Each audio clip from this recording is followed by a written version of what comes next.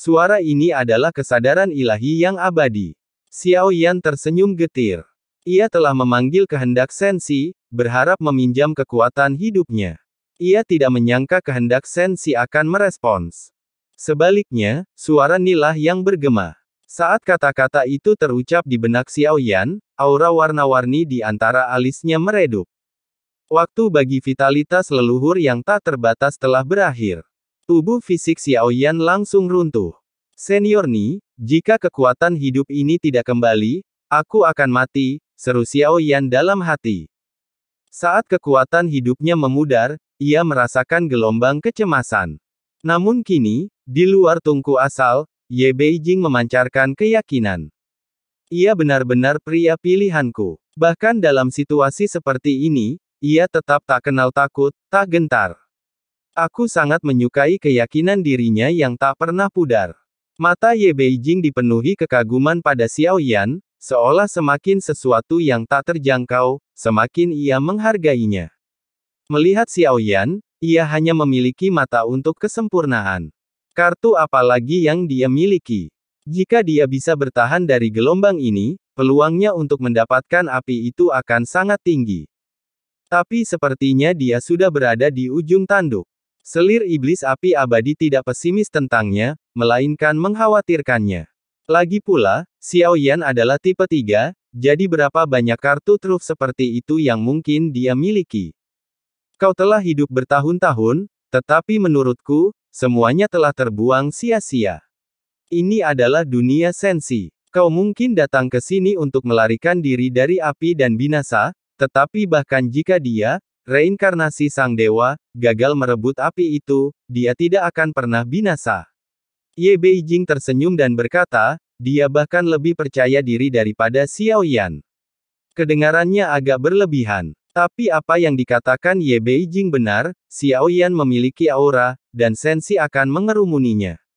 Masuk akal atau tidak, wajar saja jika Xiao Yan mengalami hal seperti itu. Ini semata-mata karena energi dunia yang sangat besar dari seseorang yang sangat beruntung. Meski begitu, bahkan jika dia tidak mati, jika dia tidak bisa melawan aturan kehancuran, dia pada akhirnya akan gagal. Baik itu manusia atau dewa, esensi dari cara mereka memandang segala sesuatu adalah sama. Di luar pemahaman mereka sendiri, mereka tidak akan percaya pada kesuksesan, karena mereka tidak dapat membayangkan peluang lain. Jangan membuat penilaian sebelum Anda dapat memastikan. Ketika Anda tidak dapat membuat penilaian, harap bersabar. Ye Beijing berkata perlahan. Begitu dia selesai berbicara, sosok Xiao Yan dengan cepat menghilang dengan kecepatan yang terlihat oleh mata telanjang. Adegan ini membuat Ye Beijing sedikit mengernyitkan alis, tak pernah menyangka tamparan di wajah seperti itu akan datang secepat ini. Namun, saat ini, hampir 2/3 tubuh Xiao Yan telah menghilang. Hanya kepalanya yang tersisa, dan vitalitas tak terbatas itu melonjak dari segala arah. Bahkan semua orang di sini bisa merasakannya, dan menjadi penyedianya. Cakupannya tak terukur, hanya aliran vitalitas yang konstan yang dianugerahkan kepada Xiao Yan. Tubuhnya yang hancur seketika memadat kembali, dan Xiao Yan tampaknya telah mendapatkan kembali vitalitas tak terbatas, melawan kekuatan penghancur yang luar biasa. Kekuatan kedua aturan itu naik dan turun. Jika itu untuk memadamkan api, maka kekuatanku sungguh luar biasa. Mungkin aku bisa mendapatkan api ini dengan kekuatanku sendiri, tetapi aku bisa meminjamnya. Mengapa tidak menggunakan kekuatanku saat ini untuk mendapatkan api nirvana, yang akan menjadi bantuan terbesar? Api ini, kukatakan harus kumiliki. Sekarang setelah aku jatuh, aku harus kembali menjadi debu. Tercerai-berai. Dengan vitalitas tak terbatas yang dimiliki Xiao Yan, ia terus mendekati Dewa Pemusnahan, perlahan-lahan mempererat cengkeramannya sebelum menyerang. Xiao Yan sekali lagi memadukan 7 esensi dari 7 tinju ilahi pembunuh.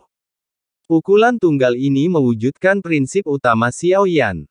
Dengan bunyi gedebuk teredam, sosok Dewa Pemusnahan bergetar hebat. Kekuatan penghancur yang menyelimuti Xiao Yan lenyap, dan badai di sini tiba-tiba berhenti. Seolah-olah tiba-tiba berhenti. Yang terakhir bisa melarutkanmu dengan kekuatan penghancurku, mengakhiri tipu daya hidupmu. Namun kau berjuang, tak mau percaya bahwa kau ada di lautan.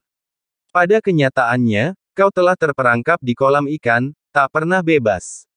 Semuanya adalah tipu daya. Kau akhirnya akan melihat semuanya dan memilih pemusnahan. Seperti aku tak bisa lagi melindungi api ini, dan aku pun tak akan melakukannya. Ini adalah takdir. Lalu, seperti katamu, debu menjadi debu, Dewa Nirvana akan berubah menjadi 3. Kemudian, sebuah suara bergema di telinga Xiaoyan. Saat kata-katanya jatuh, Dewa Nirvana berubah menjadi api dan menyatu dengan api. Api di sekitarnya kemudian melonjak menuju pusat, menyatu dengan api di pusatnya. Api itu bersinar dengan beragam warna, terus berubah, dan akhirnya menjadi tak berwarna dan tak berbentuk. Hanya Xiaoyan yang bisa melihatnya mengembun di sana. Kau akan menjadi sumber api keempatku. Sumbangkan kekuatan aturanmu untuk melawanku. Kau mewakili aturan sensi, aku mewakili kehidupan sensi. Kita harus berjuang untuk dunia. Gumam Xiaoyan. Ia tahu api ini bersifat spiritual dan dapat memahami kata-katanya. Ia mengatakan ini agar Jimian Yanhuo memahami niat dan tekadnya. Semua gurunya sebelumnya telah lenyap, menjadi sumber tanpa guru. Lebih lanjut, Xiaoyan tidak langsung melahapnya, menunggu apakah selir iblis api abadi akan mempertimbangkan untuk mengambil api itu. Namun kali ini, terlepas dari keinginannya yang besar, selir iblis api abadi menahan hasratnya yang berdenyut-denyut. Ia memilih untuk tidak bersaing dengan Xiaoyan demi api itu. Adapun Qi Xiaoyun, ia tentu saja ingin mengambilnya. Tapi bagaimana ia bisa mendapat bagian di sini? Ia hanya bisa menatap Fei iblis api abadi dengan tatapan memohon. Fei iblis api abadi, tolong kembalikan apiku. Aku akan segera mencari api lain untukmu dan memberikannya kepadamu. Qi Xiaoyun tahu bahwa ketika ia melihat pemandangan ini, masalahnya telah selesai, dan tidak akan ada perubahan lebih lanjut. Untuk saat ini, yang bisa ia lakukan hanyalah merendahkan tubuhnya, praktis bersujud kepada selir peri api iblis.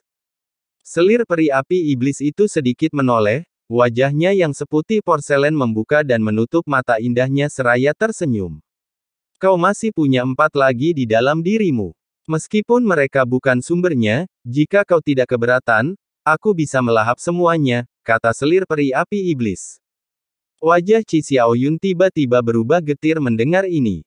Ia melambaikan tangannya berulang kali, tak berani berkata apa-apa lagi. Ia bahkan tak berani berlama-lama sedetik pun. Ia segera bergerak, menatap tajam King Teng. Wajahnya pucat pasi, ia mundur, berubah menjadi pelangi panjang dan pergi. Oke, pembalasan ini sudah selesai. Bawa aku mencari pasangan terlarang dan aku akan melahap semua apimu. Qi Xiaoyun bergumam setelah ia pergi, kebenciannya begitu kuat. Ia gagal menghindari api itu, dan bahkan kehilangan sumber apinya sendiri. Ia telah kehilangan lebih banyak daripada yang ia dapatkan. Kerugiannya sungguh dahsyat. Di dalam tungku asal, Xiaoyan duduk bersila di tengah. Api-api pemadam tiba-tiba melesat ke arahnya. Ia membuka mulutnya sedikit. Api tak terlihat itu memasuki tubuhnya, langsung meredakan peradangan. Ia menyadari bahwa api ini bukanlah kekuatan penghancur yang ia bayangkan. Sebaliknya, api ini lebih jinak daripada kekuatan asal sebelumnya.